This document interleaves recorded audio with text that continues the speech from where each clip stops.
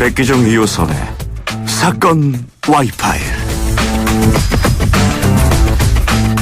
네, 백기종 전 수서경찰서 강력팀장 그리고 이호선 심리상담 전문가 나와 계십니다. 두 분 안녕하세요. 안녕하십니까. 네, 해피 추석입니다. 예, 오늘도 불꽃 케미 보여주실 거라고 기대하겠습니다. 내일부터 추석 연휴가 시작이 되는데요. 오늘 사건 와이파이 우선 추석 덕담으로 먼저 한번 시작해 볼까요? 레이디 퍼스트 먼저 하시죠. 영어를 많이 쓰시네요. 추석은 뭐 사실 우리가 명절이라는 게 의미가 많이 희석이 됐습니다만 그럼에도 이번 명절은 한가위처럼 둥글게 또 기쁘고 밝고 명랑하게 또 행복하게 끝까지 마무리하고 오셨으면 좋겠습니다. 네. 예, YT 노영의 출발 새 아침 애청자 여러분에게 더도 말고 덜도 말고 한가위만 같아라 이런 말 있죠. 네. 제발 이번 추석 기간에 정치, 종교, 지역 취업했느냐 결혼했느냐 이런 말 묻지도 말고 말하지도 마시고 그저 덕담만 하시고 4일간 편안하게 그렇게 행복하게 그렇게 힐링하고 충전하셨으면 좋겠습니다. 네, 즐거운 덕담 시간이 끝나고 이제 현실로 돌아오겠습니다. 그 최근 여론을 뜨겁게 달구고 있죠. 그 자유한국당 장제원 의원의 아들 장용준 씨의 음주운전 사고 논란인데요. 이 사건은 어떻게 된 건지 먼저 팀장님께서 간단하게 설명을 좀 네, 이제 해주시죠. 굉장히 많이 보도가 됐는데 지난 7일 새벽 오전 2시 30분쯤 112로 신고가 들어옵니다. 그래서 이제 경찰관이 출동을 했는데 마포구 창전 사거리죠, 서울. 술 취한 상태로 여성 동승자를 태우고 이제 외제 승용차죠. 뭐 3억대 차량이라고 알려졌는데 이걸 운전하고 가다가 오토바이 운전자를 추돌했습니다. 이제 먹고 살기 위해서 새벽에 이 배달을 하는 운전자분이었는데 오토바이 운전자분이었는데 결국 신고를 받고 출동한 경찰관에게 장용준 씨 그러니까 장제원 의원 아들 장용준 씨가 여성 동승자와 함께 만취된 상태였어요. 근데 내가 운전하지 않았고 사고를 낸 운전자는 지금 어디 있는지 모르겠다 이렇게 지금 얘기를 했다고 합니다. 근데 20분쯤 지나서 27세 된 남성이 나타납니다. 27세로 밝혀졌습니다. 그래서 내가 운전했다라고 했는데 결국은 2시간쯤 후죠. 7일 날 사실은 그 저녁 때 5시 한 50분쯤 마포경찰서에 이제 변호인 그리고 장제원 의원의 부인이죠. 장용준의 어머니 그리고 본인 셋이 나와서 결국은 내가 음주하고 사고를 낸 운전자입니다라고 자복을 했어요. 그래서 결국 이게 알려지면서 상당히 논란이 되고 있는데 조국 법무부 장관 그 후보자 청문회 때 이제 장제원 의원이 정말 그 아주 신랄하게 추궁하고 이렇게 몰아붙였다는 표현이 굉장히 이제 회자되고 있는데 이런 부분들의 그 조국 법무부 장관 딸에 대한 그런 그 어떤 공격적인 행태 물론 청문회 과정이니까 국회의원이 할 일을 했겠지만 그런 부분이 논란이 됐었는데 결국 장제원 의원님의 아들이 이런 음주 사고를 내면서 상당히 지금 청와대 국민청원까지 올라와 있는 상태로 아마 전국이 상당히 이 문제로 시끄러운 것 같습니다.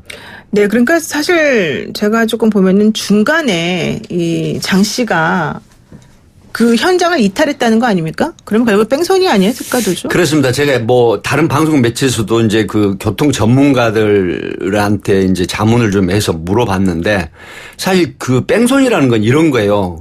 운전자가 사고를 내고 현장에서 구호조치, 피해자를 구호조치하지 아니하고 현장을 이탈을 했단 말이죠. 네. 근데 지금 경찰의 그 조사 결과를 보면 100m 정도 이격, 소위 떨어진 거리에서 있었습니다. 이러기 때문에 일부에서는 뺑소니 혐의를 추가를 해야 된다라고 하는 부분이 있어요. 그래서 뺑소니 부분도 지금 조사를 하고 있습니다. 하기 때문에 왜 그러냐면 현장에서 본인이 사고를 내고 나중에 현장을 떠난 상태에서 내가 운전하지 사고를 내지 않았다라고 했다라고 하면 이게 뺑소니에 해당한다는 그런 판례도 있다고 합니다. 네, 맞습니다. 네, 그러기 때문에 이 뺑소니 혐의가 추가될 가능성이 상당히 높다. 이렇게 보고 있습니다. 그러니까 저는 사실은 뭐 이런 교통사고 관련해서 판례를 보게 되면 200m 거리면 사실은 상당한 네. 거리이고 또 본인이 운전하지 않았다고 부인했기 그렇죠. 때문에 네. 부인한 상황에서 현장 이탈이라고 하는 건 제가 봤을 때는 뺑소니를 적용하는 것이 타당한 것으로 보이는데 그 부분에 대한 언급이 별로 다른 언론에서 나오지 않아서 제가 뭐 확인해 봤습니다. 그래서 노영희 변호사님한테 사건 이야기할 땐 제가 공부를 많이 하고 조심합니다. 네, 저는 열심히 하겠습니다. 그런데 이제 더 문제가 되는 게 언론 보도에서 장 씨가 우리 아버지 국회의원이다 1,000만 원 줄 테니 합의하자 이렇게 발언을 했고 또 장 씨의 어머니도 이 문제를 덮기 위해서 피해자에게 합의를 종용했다 이런 의혹이 나오는데 어떻습니까?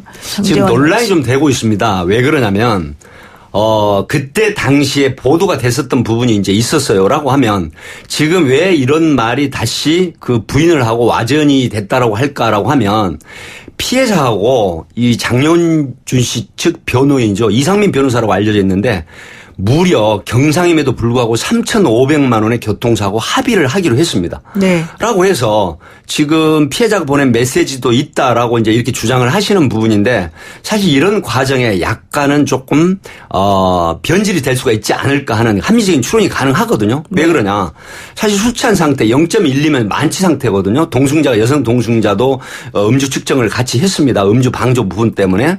그런데 만취 상태인데 그 당시 피해자에게 물론 19세 된 장영준 씨가 어떤 결기로 그런 얘기를 했을 수도 있다는 생각이 들어요. 아버지가 국회의원이고 뭐 1,000만 원 정도 줄 테니까 합의를 하자라고 하면 쉽게 합의할 가능성이 있고 본인의 음주운전을 사실은 은폐할 수가 있지 않습니까? 그런데 지금에 와서 이제 3,500만 원을 합의를 했다고 변호사가 공식적으로 얘기를 했어요. 발표를 했는데 이런 부분에 있어서 그 당시 했던 말이 조금 은폐되는 게 아닌가 하는 그런 의혹도 없지 않아 있습니다. 지금 뭐 변호인 얘기에 따르면 피해자하고 3,500만 원을 주고 합의했다 이런 얘기도 나오고 있고 네. 그래서 그런지 모르겠지만 피해자의 말이 처음의 말하고 조금 많이 바뀌고 있다 이런 얘기 그렇습니다. 나오거든요. 이제 이 부분이 왜 논란이 되냐면 그 기자들이 피해자하고 이제 접촉을 하고 그 질문을 주고받고 했었던 그런 부분들이 있거든요. 그럼에도 불구하고 지금은 3,500만 원에 합의를 하고 나서 이후에 굉장히 어떤 호의적인 그런 메시지를 보내고 했다는 부분들이 조금은 좀 변질이 되지 않았을까 하는 합리적인 의심은 있습니다. 네, 그렇군요. 이효선 교수님, 이번 논란으로 장제원 의원의 아들을 철저히 수사를 해야 된다 이런 의견이 상당히 많이 올라오고 있고 특히 청원글 중에 하나가 바로 장영준 씨가 소유한 외제승용차 3억 상당. 사실 이 장영준 씨가 나이가 지금 아직 19세 정도 되지 않습니까? 예. 그런데 3억 원이라고 하는 돈을 주고 차를 샀다? 사실은 상당히 상대적 박탈감을 느끼게 하는 부분인데요.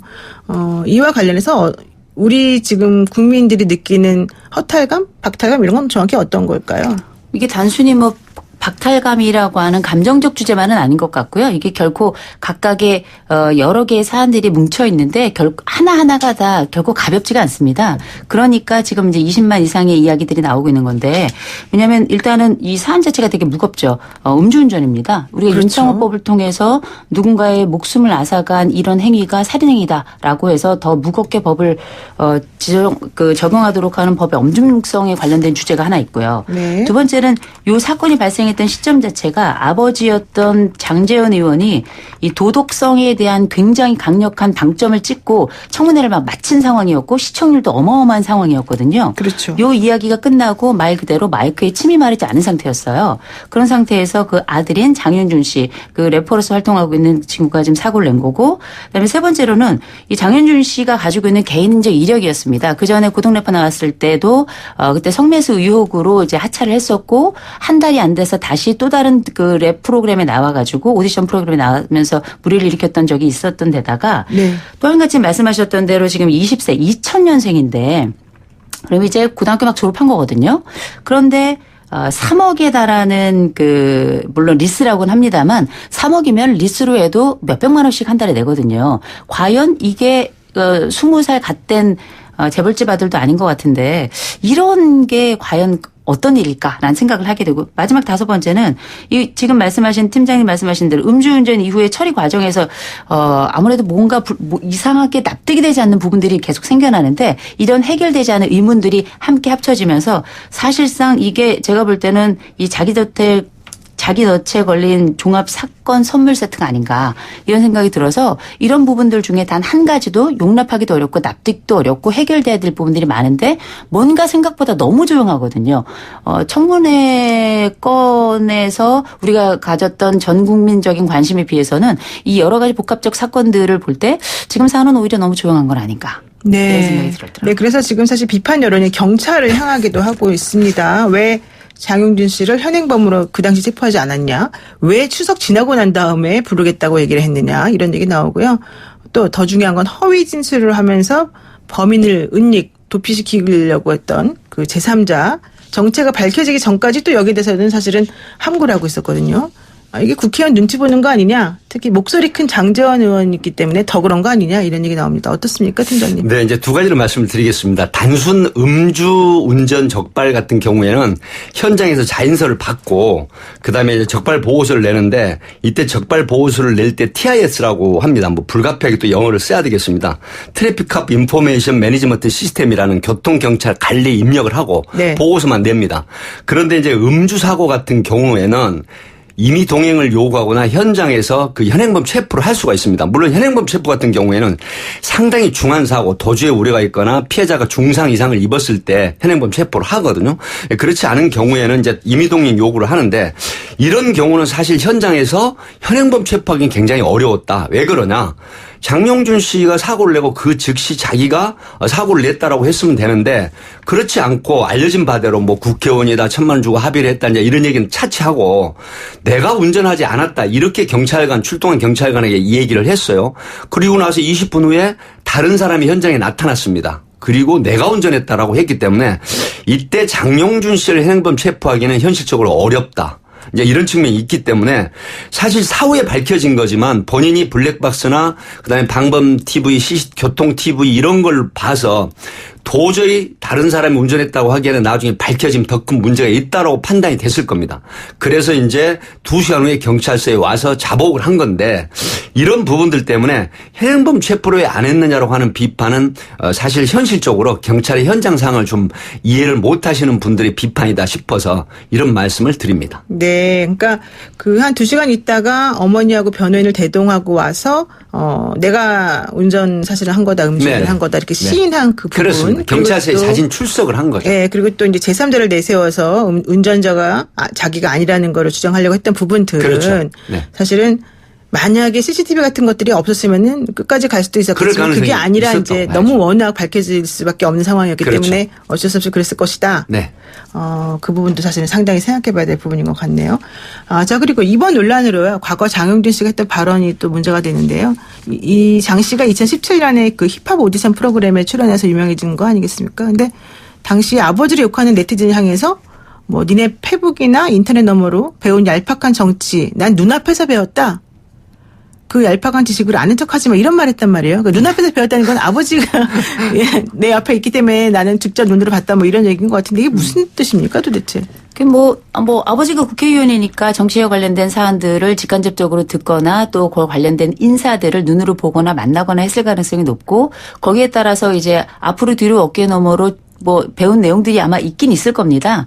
그러나 이제 우리가 이제 유명인이라는 것 또 본인이 이런 공인의 아들로 산다는 게 수월한 일은 아닙니다만 사실 네티즌들이 하는 이야기가 이 국회의원이라는 게 대부분 다 호와 불호가 다 갈리지 않습니까? 네. 장제원 의원에 대해서 열심히 여러 댓글을 달았던 사람들은 아마 불호일 가능성이 굉장히 높을 것 같은데 그러면서 아들로서는 화가 날 수 있겠죠. 근데 문제는 뭐냐면 이 장영준 씨가 이런 댓글을 달기 전에 이미 여러 번 구설수에 올랐던 바라 사실 우리가 관심재화가 돈이 되는 세상에서 소년 출세가 이상한 건 아니에요.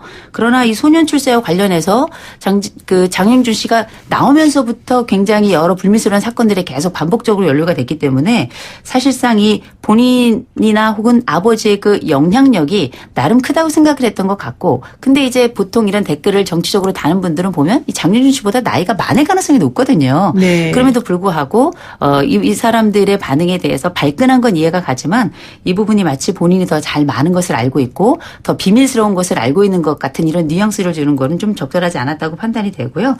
다만 이제 이런 부분에 있어서 그 의견을 내는 것에 대해 얘기는 할 수 있으나 그런 의견들이 얼마나 다른 사람들에게도 의미 있고 설득력 있게 들리느냐 뭐 이런 것들은 사실 이분이 했던 이 장영준 씨가 했던 표현이 이것만 있는 건 아니거든요. 그렇죠. 조금 더 많았기 때문에 이게 문제가 되는 거였어요. 네. 그러니까 예전에 그 미성년자 성매매 뭐 시도 이와 관련해서 또 사실 문제가 많았고 힙합 하면서 또 가사 논란도 사실 많이 있었었고 장영준 씨가 속해 있는 그 그룹의 멤버들 전부 다가 또 하나씩 다 문제가 됐다 이런 얘기도 나오고 그래서 전체적으로는 좀 생각해볼 부분이 많은 것 같은데요. 근데 사실 이런 얘기도 있어요. 아버지가 국회의원이다 보니까 본인이 또 좀 여러 가지 측면에서 자식들도 혹은 부인이나 뭐 주변 사람들도 힘이 들었을 것이다 이런 얘기도 있거든요. 맞습니까? 그래도 저희 부모님이 국회의원이었으면 좋겠는데요.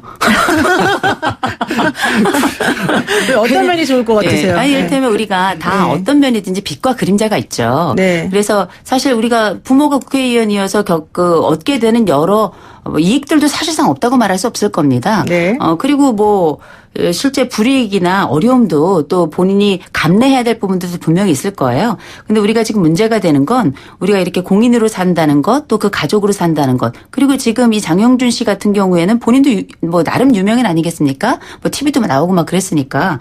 근데 그렇다면 나름 그래도 국가적으로나 한 개인으로 큰 뜻을 품고 또 그렇다면 필요한 부분의 도덕성도 갖춰주기를 바라는 게 그 사람들에 대한 관심을 주고 그를 통해서 투표를 통해서나 어떤 방식으로든 그 지지를 보내는 사람들의 기대거든요. 이런 기대들에 대해서 관심만 받고 책임은 방기하겠다? 이건 있을 수 없는 일이거든요. 네. 이런 부분에 대한 어려움은 있겠으나 그럼에도 불구하고 그 빛에 대한 것에 대한 기쁨을 누린다면 그 그림자에 대한 것도 끌어안고 가야 되겠죠. 국회의원 자제로서 살아가는 기쁨을 누렸으면 그의 상은 책임도 져야 된다 이런 얘기인데요. 팀장님, 네. 이렇게 유명한 사람의 자제라던가 네. 혹은 본인이 유명한 사람이라던가 이런 사람들이 어떤 사건 때문에 만약에 경찰에 와서 조사를 받는다. 그러면 일반적인 사람들하고 태도가 좀 다릅니까? 그 사실 좀 사람들이 다릅니다. 받는 태도가 어떻습니까? 네, 어떤 경우냐면 그 본인이 져져온 생활 습관 패턴이 그런 데서 나와요. 그러니까 네. 예를 들어 가지고 조사를 받다가 좀 이렇게 사전에 양해를 구하고 뭐 담배를 피우고 싶다, 물을 먹고 싶다, 화장실을 가고 싶다, 이제 이런 어떤 소위 말하면 약간의 어떤 A를 지키는 피조사자로서의 그런 행위가 있어야 되는데 네네. 아주 당당하게 나 화장실 갈게요. 물 좀 줘요. 뭐 이런 식으로 얘기하고 소위 말하면 지시 명령하는 식으로 조사관에게 얘기를 하는 경우가 흔히 있어요. 네. 그렇게 하고 갑자기 조사를 받다가 마음대로 행동하는 경우도 있습니다. 뭐 갑자기 전화기를 꺼내서 내가 전화를 하겠다는 사전 양해도 없이 전화를 하는 형태. 이런 부분들을 쭉 보면서 그 평소에 느끼는 상대방을 배려하고 존중하는 부분보다는 자기가 하고 싶은 멋대로의 행동이 젖어 있구나 하는 부분들. 물론 전체가 다 그런 건 아닌데 상당수 사회적으로 경제적으로 우월적 지위에 있는 분들, 자제분들이나 또 이런 분들이 그런 경우가 허다하거든요. 네. 그건 뭐냐면은 본인의 잘못을 인정하지 않고 예를 들어서 뭐 로펌이라든가 또 내가 여기서 절대 엮이지 않고 빠져나가는 이런 당당함. 이런 부분들이 사실은 노블리스 오블리지 형태, 도덕적 의무나 이런 어떤 책무에 대해서 전혀 이 배타적이고 책임감을 느끼지 못하는구나 하는 속으로 그런 느낌을 많이 가졌거든요. 네. 이런 부분들이 조금은 좀 개선이 되었으면 하는 바람이 있더라고요. 그렇군요. 지금 짧은 문자 50원, 긴 문자 100원에 우물정 공고사으로 의견 보내주시는 분들 많으신데요. 0252님께서 저는 더도 말고 덜도 말고 장제원 의원이 스스로 주장하는 기준으로 본인과 가족의 도덕성이 평가받기를 바랍니다. 이런 의견 보내셨고요. 6249님, 법 앞에서는 모두가 평등해야죠. 의원의 아들이라고 해서 여론몰이는 자제하고 뭐 법대로 깔끔하게 처리하는 게 좋지 않겠습니까? 이렇게 또 말씀해 주시기도 하셨습니다. 우리 국민이 다 비슷비슷하게 느끼는 것 같습니다. 자, 짧게 한 가지 주제만 더 보고 넘어가겠습니다. 재벌 3세들의 마약 사건이 이번에 이제 문제가 되지 않았습니까? 예컨대 뭐 CJ그룹이라든가 현대가라든가 남양유업이라든가. 근데 왜 이렇게 아무것도 아쉬울 게 없는 좋은 집안에서 태어난 젊은 나이에 이렇게 훌륭한 교육도 많이 받고 잘 사는 사람들이 왜 이런 식으로 스스로를 망가뜨리는 이런 마약이나 이런 범죄에서 헤어나오지를 못하는 건지, 그들의 심리는 정확히 무엇인지, 혹은 그들을 어떻게 우리가 하면 좋겠는지, 이런 걸 좀 간단하게 얘기 좀 해주시죠. 뭐 지금 마약 주제는 뭐 재벌만의 주제는 아니고요. 지금 네. 마약 청정 지역이 더 이상 아닌 우리나라에서 공공연하게 한번 얘기를 해봐야 될 주제라고 생각을 하는데, 전반적으로 그 재벌가에 있다고 하는 사람들이 대개는 조기 유학을 좀 빨리 가는 편이고요. 네. 해외에서 이런 유사한 환경을 가지고 있는 친구들과의 접촉이 좀 많은 편이기도 합니다. 네. 그런데다가 위기감이나 거부감이 아무래도 상대적으로 좀 낮게 느껴지겠죠. 많이 환경에 노출되니까. 거기에 또 경제적 여유는 있죠. 어떤 사건이 생겼을 때 무마하면서 도움을 줄 만한 여러 환경도 되기 때문에 아무래도 조금 더 지속하거나 그런 것을 쉽게 생각할 가능성이 조금 높다고 보는데, 저는 그것보다도 훨씬 더 중요한 건 지금 뭐 한두 명의 뭐 마약 사범의 문제가 아니라 우리나라 지금 관련된 그 치료 인프라가 아예 거의 제로 상태입니다. 지금 우리는 2018년도에 중독치료 보호기관이 지금 22개가 지정이 됐는데 네. 그중에 마약류 환자를 위한 기관은 2-3개밖에 되지 않아요. 그나마도 전문가도 없습니다. 이런 상태에서 우리가 마약에 대해서 처벌 중심으로만 생각하고 가더라 이렇게 이야기하는데, 이제는 모두가 함께 고민하면서 어떻게 이게 예방하고 관리하고 치료 차원에서 함께 돌봄의 주제가 돼야 될지를 논의할 때가 되지 않았나 싶습니다. 팀장님, 이런 사람들은 본인들은 빠져나갈 수 있다. 나는 괜찮을 거다. 이런 생각 때문에 혹시 이렇게 계속하는 건 아닐까요? 사실 그런 부분이 이제 없지 않아 있습니다. 왜 그러냐면 준법 정신이 좀 희박한 부분이 많이 엿보입니다. 아, 네. 어떤 그 우월적 지위나 경제적, 사회적 지위 이런 부분들이 알게 모르게 있어서 준법 정신이 안 되고요. 그리고 나는 이거 해도 괜찮아. 나 괜찮아. 이런 어떤 자기 보호 정신이 굉장히 강해요. 그러니까 이게 뭐냐면은 네. 특권 의식에서 나오는 준법 정신의 미비입니다. 이런 부분들이 결국은 내가 마약? 나 뭐 구속되거나 이런 일 없어. 이제 된다. 이번에도 그런 게 있잖아요.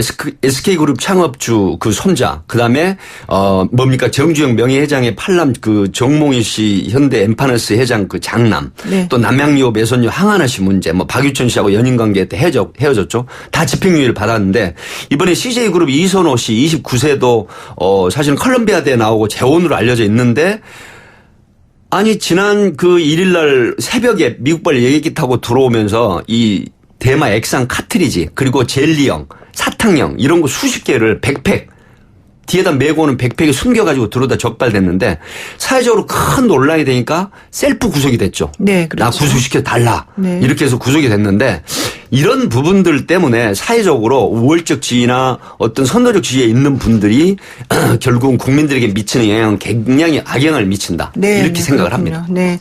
두 분 말씀 오늘 여기까지 듣겠는데요. 사실은 이런 얘기를 전하면서도 저희들도 마음이 별로 썩 좋지는 않네요. 네. 오늘 말씀 여기까지 듣겠습니다. 고맙습니다. 네, 비추석입니다. 네. 지금까지 백기종 전 팀장 이호선 교수와 함께했습니다.